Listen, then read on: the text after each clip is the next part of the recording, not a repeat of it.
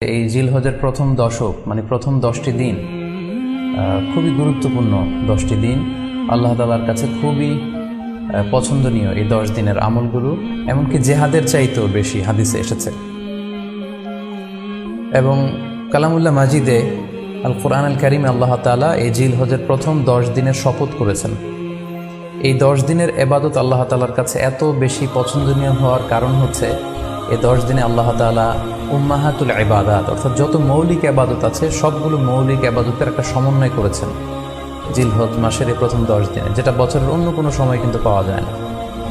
কারণ এই 10 দিনের ভেতরে সালাত আছে, নফল সিয়াম আছে, সাদাকা আছে, কুরবানি আছে, হজের প্রসঙ্গটা আছে, যেটা বছরের অন্য কখনো এরকম উম্মাহাতুল ইবাদাত অর্থাৎ যত মৌলিক ইবাদত আছে সব মৌলিক ইবাদতের কম্বিনেশন সমন্বয় বছরের কোনো সময় কিন্তু আসলে হয় না, যেটা হয়ে থাকে জিলহজ মাসের প্রথম এই 10 দিনের ভেতর। এজন্য এই 10 দিনের ইবাদত আল্লাহ তাআলার কাছে অত্যন্ত বেশি প্রিয়।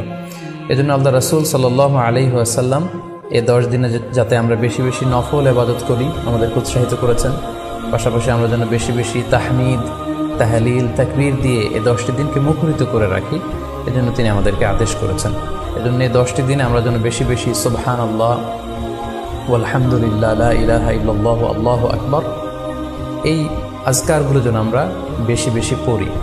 এবং আরাফাতের সিয়ামের ব্যাপারে আল্লাহ রাসূল সাল্লাল্লাহু আলাইহি ওয়াসাল্লাম আশা করেছেন যে 9 জিলহজের যে নফল সিয়ামটি অর্থাৎ আরাফার রোজা, এই আরাফার রোজা যে ব্যক্তি রাখবে আল্লাহ রাসূল সাল্লাল্লাহু আলাইহি ওয়াসাল্লাম বলেন যে আমি প্রত্যাশা করি এই সিয়ামের বদৌলতে বিগত একটি বছরের এবং সামনের একটি বছরের যত পাপ হবে এই পাপগুলোকে আল্লাহ তাআলা আমাদের জন্য ক্ষমা করে দিবেন। এবং জিলহজের 9 তারিখ ফজর থেকে কিন্তু আমাদেরকে ওয়াজিব তাকবীর পাঠ করতে হয়, আমরা জানি সেটা শুরু হয় আরাফার দিন ফজর থেকে।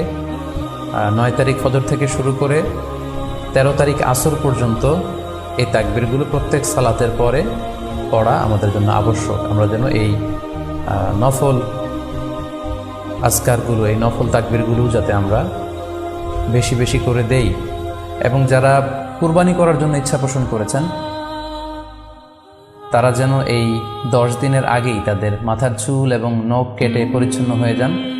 এবং জিলহজের এই 10 দিনে তারা যাতে মাথার চুল না কাটে এবং হাতের নখ না কাটে, এই মর্মে আল্লাহ রাসূল সাল্লাল্লাহু আলাইহি ওয়াসাল্লাম আমাদেরকে গাইডলাইন দিয়েছেন।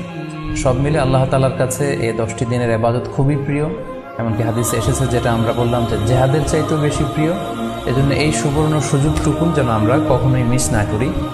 তাই আমাদের সাধ্যমতো আমরা যেন বেশি বেশি নফল ইবাদত করি। আমরা যেন সুযোগ হলে পুরো 10 দিন